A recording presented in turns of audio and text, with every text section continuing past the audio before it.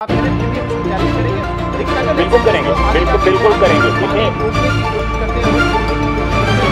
पाकिस्तान जब कहता है जंग तस्वीर किया जाएगा, क्या इसका ये मतलब है then we can strike first also?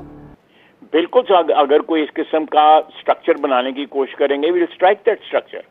बिल्कुल we will strike that structure. That will be an act of aggression against Pakistan. वो पाकिस्तान के खिलाफ जारियत होगी। जारियत सिर्फ तोप के गोलों से या बंदूक चलाने से नहीं होती। जारियत के बहुत से अशकाल होते हैं, बहुत सी उसकी जो फेसेस होते हैं, उसमें ये भी एक फेस है, ये बहुत बड़ा फेस है। इससे तो कौमें जो हैं वो प्यास से या भूख से मर सकती हैं। तो ये अगर उन्होंने इस किस्म का अटेम्प्ट भी किया को आर्किटेक्चरल, तो स्ट्रक्चर को पाकिस्तान जो है डिस्ट्रॉय करेगा। এই যে সাক্ষাৎকার যিনি দিচ্ছেন তিনি হচ্ছেন পাকিস্তানের প্রতিরক্ষা মন্ত্রী খোয়াজা আসিফ। খোয়াজা আসিফ তার বিভিন্ন সময় বিতর্কিত বিভিন্ন মন্তব্যের জন্য কুখ্যাত বা বিখ্যাত যাই বলুন না কেন, তিনি তাই। বিশেষ করে পাকিস্তানের গণমাধ্যমের কাছে তিনি বিভিন্ন সময়ে বিভিন্ন রকম বিতর্কিত কথাবার্তা বলে সবসময় সংবাদ শিরোনামে থাকার চেষ্টা করেন। সর্বশেষ সংযোজন তার এই বিতর্কিত সাক্ষাৎকার, যেখানে তিনি হুমকি দিয়েছেন ভারতবর্ষকে সরাসরি যে সিন্ধু নদের জল যদি কোনোভাবেই ডাইভার্ট করার চেষ্টা করা হয়, সেখানে বাঁধ নির্মাণ করে, তাহলে পাকিস্তান সেটা তাদের উপরে একটা লড়াই হিসেবে দেখবে এবং তাদের উপরে এবং সঙ্গে সঙ্গে তৎক্ষণাৎ সেই কনস্ট্রাকশনকে ধ্বংস করার জন্য তারা প্রয়োজনে ভারত আক্রমণ করতেও দ্বিধাবোধ করবে না। এই হুমকি দেওয়ার পরপরই আমার মনে হলো যে এর কাউন্টার একটা আমাদেরকে না করলেই নয়। কারণ যিনি হুমকি দিচ্ছেন তিনি কতটা অন্তঃসার শূন্য বা গোটা পাকিস্তান কতটা অন্তঃসার শূন্য প্রোপাগান্ডায় চলছে, সেইটা বোঝাবার জন্যই আজকের এই বিশেষ রাজনৈতিক বিশ্লেষণ। সঙ্গে থাকুন, ভালো লাগলে অবশ্যই একটা লাইক দেবেন এবং কমেন্ট অবশ্যই করবেন, কারণ আপনাদের কমেন্ট এবং সাজেশান আমাকে আরও বেশি করে উন্নতি করার চেষ্টা অবশ্যই আমাকে মোটিভেট করবে। প্রথমত, খোয়াজা আসিফ যিনি এই কথাটা বললেন, তার মাথায় বা তিনি জানেন কি জানেন না জানি না, তিনি জানবেন না এমন তো নয়। তিনি সেখানকার পাক রক্ষামন্ত্রী, প্রতিরক্ষামন্ত্রী, তার নিশ্চয়ই তার গোচরে আছে বিষয়টা, অথচ তিনি যুদ্ধ জিগির তুলছেন। নিজে তো কোনোদিন যুদ্ধক্ষেত্রে যাবেন না, কারণ নেতারা কোনোদিন যুদ্ধক্ষেত্রে যান না। তো তিনি কি বলছেন যে ইন্ডিয়াকে হুমকি দিচ্ছেন যে আমরা প্রয়োজনে ইন্ডিয়াকে অ্যাটাক করব। কি দিয়ে অ্যাটাক করবে তোমরা? অ্যাটাক করতে গেলে যে গোলা বারুদ, অর্থ, রসদ ইত্যাদি দরকার হয়, সেগুলি বর্তমানে পাকিস্তানে এমন সংকটজনক অবস্থায় এসেছে, আমি আবারও বলছি এমন সংকটজনক অবস্থায় এসছে যে এই ভিকিরিস্তান অর্থাৎ পাকিস্তান, সে মাত্র 4 দিনের মতো তার যুদ্ধ চালাবার ক্ষমতা রাখে, তার বেশি তার ক্ষমতা নেই। এই চাঞ্চল্যকর খবরটি একটি বিশেষ সূত্রে পাওয়া, যেটি সম্প্রতি হাইলাইটে নিয়ে এসছে দ্য ইকোনমিক টাইমসে দাবি করা হয়েছে, পাকিস্তানি বিশ্বস্ত সূত্রে ইকোনমিক টাইমসে সেই প্রতিবেদনে লেখা হয়েছে যে পাকিস্তান সেনাবাহিনী বর্তমানে এতটাই আর্থিক এবং অস্ত্রশস্ত্রের সংকটে ভুগছে যে তাদের পক্ষে মাত্র 96 ঘন্টা অর্থাৎ 4 দিন যুদ্ধ চালাবার তাদের সামর্থ্য আছে, বাদবাকি তারপর সামর্থ্য নেই। অবস্থা এতটাই গুরুতর হয়ে উঠেছে যে তারা তাদের যুদ্ধকালীন পরিস্থিতিতে পড়লে যে কিছু সৈন্য অভ্যাস করতে হয়, এরকম সৈন্য অভ্যাসগুলোকে তাদের বর্জন করতে হয়েছে এবং তাদের গোলা বারুদ ব্যবহার, তাদের খাদ্যদ্রব্যের ব্যবহার, তাদের ফুয়েল বা জ্বালানি ব্যবহার ইত্যাদি সর্বক্ষেত্রেই তাদেরকে যথেষ্ট কম্প্রোমাইজ করতে হয়েছে। এবং সর্বোচ্চ নেতৃত্ব বা সর্বোচ্চ অথরিটি থেকে জানানো হয়েছে যে অকারণে অপ্রয়োজনীয় যেন তারা কিছুতেই কোনো বাড়তি খরচা না করে। এতটাই আর্থিক সংকট বা এতটাই সংকটে ভুগছে পাকিস্তান সৈন্যবাহিনী। বিষয়টা কি?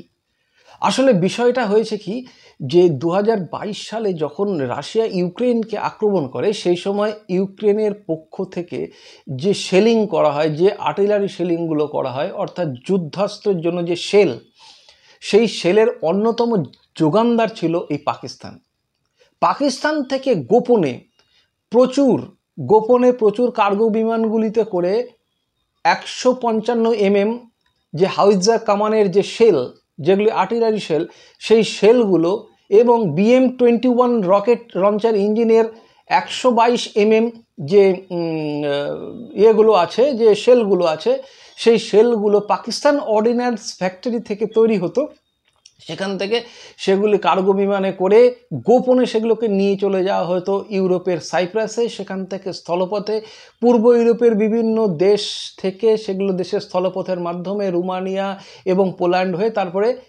ইউক্রেনে চালান দেওয়া হতো। কে চালান দিত? যেটা রাশিয়ার বিরুদ্ধে থাকা, মূলত এর মাথায় ছিল হচ্ছে আমেরিকা এবং ইংল্যান্ড।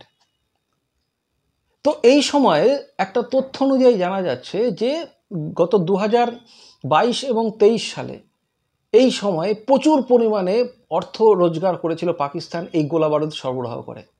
প্রায় 450 মিলিয়ন ইউএস ডলার পাকিস্তানি অঙ্কে প্রচুর পরিমাণে অর্থ সেই সময় পাক সৈন্যবাহিনী বিদেশি মুদ্রার তাদের যে ভাণ্ডার সেটা স্ফীত করে দেয় এইভাবেই। এইবারে এত পরিমাণ তারা করে যে একটা তথ্য জানা যায় যে 2023 সালের ফেব্রুয়ারি মার্চের সময় তারা দিনরাত কাজ করে পাক অর্ডিন্যান্স ফ্যাক্টরির তরফে 42,000 শেল পাঠানো হয়, এবং এটা বিরাট পরিমাণে শেল যেটা গোপনেই পাঠিয়ে দেওয়া হয়।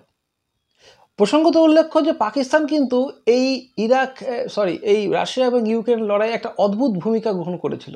সামনে তারা বলেছিল যে না, আমরা এই যুদ্ধের মধ্যে নেই, কিন্তু ইন্টারন্যাশনাল রিপোর্ট বলে যা তাতে হচ্ছে এরা গোপনে পুরোপুরিভাবে ইউক্রেনকে অস্ত্র সাপ্লাই করে এসেছে। এবং এটা আপনারা যেটা যদি কোনো রকম আপনাদের মধ্যে জানতে ইচ্ছে থাকে আপনারা অবশ্যই গুগল সার্চ করে দেখে নিতে পারেন। তো এইবারে পরিস্থিতি ভয়ঙ্কর হয়ে উঠেছে, এতটাই ভয়ঙ্কর পরিস্থিতি হয়ে উঠেছে যে এইটা সামাল দেওয়া যাবে কি করে এই নিয়ে একটা গোপনে একটা মিটিং হয়েছিল গত 2 তারিখে রাওয়ালপিন্ডির সেনা শিবিরে, সেখানে স্পেশাল কর্পসের কমান্ডাররা খুব চিন্তা ব্যক্ত করেছেন যে কিভাবে লড়াই করা যাবে, কারণ লড়াই করার জন্য যা রসদ দরকার, যা গোলাগুলি দরকার, অর্থ দরকার, কিছুই তো পাকিস্তানের কাছে নেই। ভাড়ে মা ভবানী, লড়াই করবে কি করে? এরকম একটা তীব্র সংকটে ভুগছে পাকিস্তান। পাকিস্তান আর্টিলারি, যেটা পাকিস্তান ইনফ্যান্ট্রির অন্যতম একটা চালিকা শক্তি, হাউইজার বিমান, হাউইজার কামান, সেই কামানের যে সেই শেল তাদের কাছে অপর্যাপ্ত নেই। তাদের অল্প কিছু গোনাগুনতি রয়েছে, যা স্টক রয়েছে তাতে 4 দিনে বেশি যাবে না। কি উদ্বেগজনক তথ্য! অথচ গোটা বিশ্বের কাছে তারা এমন ভাব নিয়ে আছে, এমন মানুষকে ভাঁওতা দিচ্ছে, বিশেষ করে পাক জনগণকেও ভাঁওতা দিচ্ছে, গোটা বিশ্বকে বটেই, যে আমরা কিন্তু এই করব সেই করব, এবং এই ভয় থেকেই না তারা মিথ্যা আস্ফালন করছে, এবং তার থেকে তারা মাঝে মাঝে বলে দিচ্ছে যে আমরা প্রয়োজনে পারমাণবিক হামলা চালাবো। অর্থাৎ যে ভিখারিস্তান, যে ভিখারি যারা যে অবস্থায় চলে গেছে দেশটা, সেই দেশটা আর কিচ্ছু নেই, খোকলা হয়ে গেছে ওই দেশটা। এমনই খোকলা হয়ে গেছে যে তাদের প্রতিবেশী দেশের সঙ্গে তারা যুদ্ধ করবে, যুদ্ধ করার বড় শখ। তারা বিভিন্ন সময় বিভিন্নভাবে অ্যাটাক করে যাচ্ছে ইন্ডিয়াকে, গোপনে বিভিন্ন রকমভাবে ক্ষতি করার চেষ্টা করছে। ইন্ডিয়া যদি তার উপরে সরাসরি আঘাত হানে তাহলে সেই আঘাত সামলাবার মতো ক্ষমতা তাদের নেই। পূর্ণমাত্রা যদি যুদ্ধ হয় দর্শক বন্ধুরা, মাত্র 4 দিন তারা চালাতে পারবে। এ তথ্য আমি নয়, এ তথ্য দিচ্ছে দ্য ইকোনমিক টাইমসের মতো দায়িত্বশীল প্রথম সারির সংবাদ মাধ্যম। তাহলে এই প্রসঙ্গে এই খ্বাজা আসিফের মতো লোকেরা যে মিথ্যে কথা বলে যে কিভাবে তারা নাকি ভারতবর্ষকে অ্যাটাক করবে, আরে যে তোমরা যুদ্ধ চালাবার মতো তোমাদের ঘরে শেলিং নেই, তোমাদের 2 দিন পরে এই হাউইজার বিমানগুলো, হাউইজার কামানগুলো শোপিসে পরিণত হতে পারে ওই গোলাগুলির অভাবে, সেটা মাথায় নেই, অথচ তোমরা বলছো যুদ্ধ করবে। আসলে কিছুই না, এটা হচ্ছে বলা হয় গিদার কা ধমকি, অর্থাৎ ফাঁকা আওয়াজ তারাই দেয় যারা অন্তঃসার শূন্য। আওয়াজ দিয়ে কিছু হয় না, এখানে বাস্তবতায় নামতে হবে। এই খ্বাজা আসিফের মতো লোকেরা শুট বুট পরে একেবারে গণমাধ্যমের সামনে এসে একেবারে যা নয় সেটাকে নয়টাকে হয়, বা সত্যিটাকে মিথ্যা, মিথ্যাটাকে সত্যি, এমনভাবে সাজিয়ে দেশবাসীর কাছে উপস্থাপন করবেন, দেশবাসী ভাববে হয়তো সত্যি আমরা অ্যাটাক করার জায়গায় আছি। না বন্ধুরা, বরং আগামী সুখা মরশুমে তোমাদের এই পাকিস্তানের যারা লোক আছে তাদের জন্য, এই যুদ্ধবাজ এই সেনাবাহিনীর, এই যে আসিম মনির খান এদের মতো লোকেদের জন্য যে প্রোপাগান্ডা, যে বদমাইশির ফলে আজকে পহেলগাঁও অ্যাটাক হয়েছে, তাদের জন্য, তোমাদের জন্য যে কি ভয়ঙ্কর দিন আসতে চলেছে তোমরা বুঝতে পারছো না। একে তো তোমাদের মূল্য বৃদ্ধি আকাশ ছোঁয়া, তোমাদের দেশের প্রত্যেকটা মানুষের উপরে প্রচুর পরিমাণে ইন্টারন্যাশনাল ডেট, অর্থাৎ আন্তর্জাতিক লোন তোমাদের মাথায় আছে, তোমাদের খাওয়ার সংস্থান নেই। এই মতো অবস্থায় একটা যুদ্ধ তোমাদেরকে ধ্বংস করে দেবে একেবারে, তোমরা বুঝতেও পারছো না। তার মধ্যে তোমরা করবে লড়াই, ভারতবর্ষের মতো $1 ট্রিলিয়ন অর্থনীতির যে দেশ, তার বিরুদ্ধে লড়াই করার মতো মুরদ আছে? 4 দিন তো তোমরা যুদ্ধ চালাতে পারবে, তার বেশি তো নয়। প্লেনগুলো উড়বে কি করে, গ্যাসোলিন পেট্রোল না থাকলে প্লেন যাবে কি করে, তোমরা যে X-16 J-10 J-17 কথা বলছো, তোমাদের পাশের তোমাদের অল ওয়েদার ফ্রেন্ড তোমরা দাবি করো চীন, তারাও তোমাদেরকে কিভাবে দেবে? অন্যের জায়গায় অন্যের সম্পর্কে কমেন্ট করতে গেলে তাকে আগে নিজস্ব চিন্তাভাবনা করতে হয়। আমার মনে হয় পুরো দেশের যে বর্তমানে ওদের যে ভাঁড়েমা ভবানী দশা, সেটাকে ডিস্ট্র্যাক্ট করার জন্য এই কায়দা নেওয়া হয়েছে যে পাল্টা প্রেশার দাও। এটা খুব স্বাভাবিক, কিন্তু এটা ধোপে টিকবে না। বিশেষ করে ইকোনমিক টাইমসের এই সাম্প্রতিক প্রতিবেদনের পর বোঝা গেছে যে পাকিস্তান কতটা অন্তঃসার শূন্য, কতটা ভিখিরির দেশে পরিণত হয়েছে। অন্যের দেশে অস্ত্রশস্ত্র পাঠাতে গিয়ে নিজের দেশেই অস্ত্র নেই, যুদ্ধ করার মতো ক্ষমতা নেই। সাম্প্রতিক এই যে আসিম মুনির খানের পূর্ববর্তী যিনি ছিলেন, যে কামার জাভেদ বাজওয়া যিনি সেনাপ্রধান ছিলেন, তিনি কিন্তু ইতিমধ্যেই এটা জানিয়েছিলেন যে ভারতবর্ষের সঙ্গে যুদ্ধ চালানোর মতো ক্ষমতা, অর্থ কোনোটাই আমাদের নেই। কিন্তু তা সত্ত্বেও এই দেশটার নাম হচ্ছে পাকিস্তান। যেমন কুকুরের লেজের মতো কোনোদিন ঠিকঠাক হয় না, এই দেশটাও ঠিক তাই জন্য বারংবার ভারতবর্ষকে ডিস্টার্ব, এবং সমুচিত জবাব যেদিন পাবে সেদিন এই দেশটার মেরুদণ্ড যেদিন ভেঙে যাবে, সেদিন বোধহয় সন্ত্রাসবাদেরও নির্মূল হবে এই দেশটা। আজকে এই পর্যন্তই।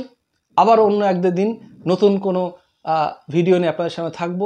অবশ্যই ভিডিওটা ভালো লাগলে, এই প্রতিবেদন ভালো লাগলে আপনারা একটা লাইক করবেন, প্রয়োজনে চ্যানেলটাকে সাবস্ক্রাইব করতে পারেন, শেয়ার করতে পারেন।